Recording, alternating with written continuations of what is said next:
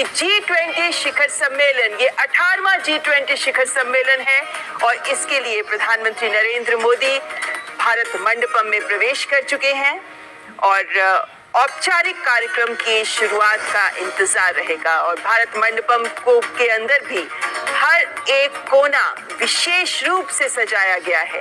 भारत मंडपम की भव्यता यूं भी देखते ही बनती है और ऐसे में विशेष रूप से G20 शिखर सम्मेलन को लेकर भारत मंडपम के हर दीवार, हर कोने पर भारत के नेतृत्व का वक्त है। वैश्विक पटल पर भारत का जो नेतृत्व है, आज उसका डंका जो है बज रहा है। वैश्विक पटल पर भारत के नेतृत्व का भारत के प्रधानमंत्री नरेंद्र मोदी ने जिस तरह से इस G20 को एक नई दिशा दी है, एक नया आयाम दिया है, वो बरसों तक याद रखा जाएगा। और यहाँ से G20 का जो सफर है वो एक तरह से समावेशी सफर की शुरुआत होगी, एक नई शुरुआत होगी एक तरह से G20 के लिए और विश्व के लिए। ये एक बड़ा बदलाव और इसका नेतृत्व जो है भारत कर रहा है भारत के प्रधानमंत्री नरेंद्र मोदी। और ये आप वहां पर देख रहे हैं शंख की आकृति में, क्योंकि भारत की संस्कृति का वहां पर पूरी तरह से प्रदर्शन किया गया है। भारत मंडपम में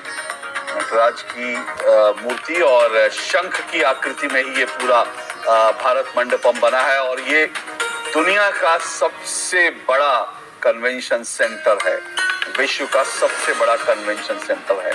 और ऐसे वक्त में जबकि भारत आज विश्व की 5वीं सबसे बड़ी अर्थव्यवस्था बन गया है, डिजिटल पेमेंट में आज भारत पहले नंबर पर है और अगर आर्थिक विकास की बात करें तो भारत तेजी से बढ़ती हुई अर्थव्यवस्थाओं में पहले पायदान पर खड़ा है। और इसी वक्त जो है ये भारत के नेतृत्व का, भारत का वक्त है।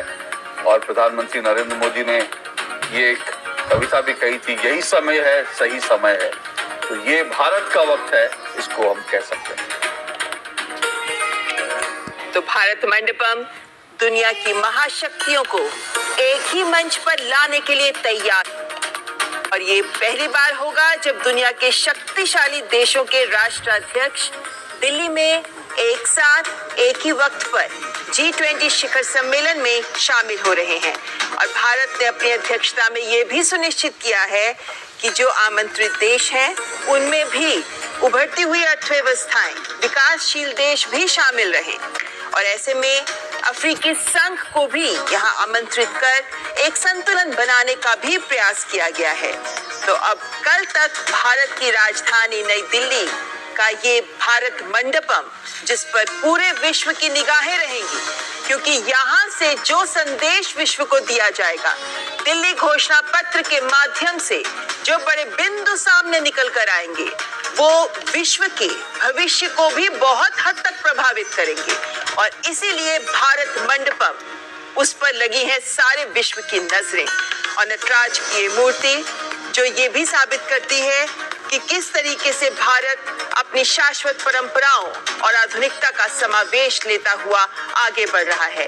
ये खूबसूरत आकृति, ये खूबसूरत इंस्टॉलेशन शंख जो यहाँ आने वाले राष्ट्राध्यक्षों के लिए सबसे पहले भारत की संस्कृति के एक पहलू को सामने रखेगा, जिसके बाद भारत मंडपम भारत की भव्यता से उनका परिचय कराएगा। ये भारत मंडपम दरअसल नए भारत का भी उदाहरण प्रस्तुत कर रहा है, जहां भारत अपनी प्राचीन परंपराओं, अपनी सदियों पुरानी सांस्कृतिक धरोहर को समेटे हुए आज के आधुनिकता के विभिन्न आयाम के साथ समन्वय करते हुए तमाम राष्ट्राध्यक्षों का स्वागत कर रहा है। ये भारत मंडपम अपनी धरोहर को भी विश्व के सामने प्रस्तुत कर रहा है।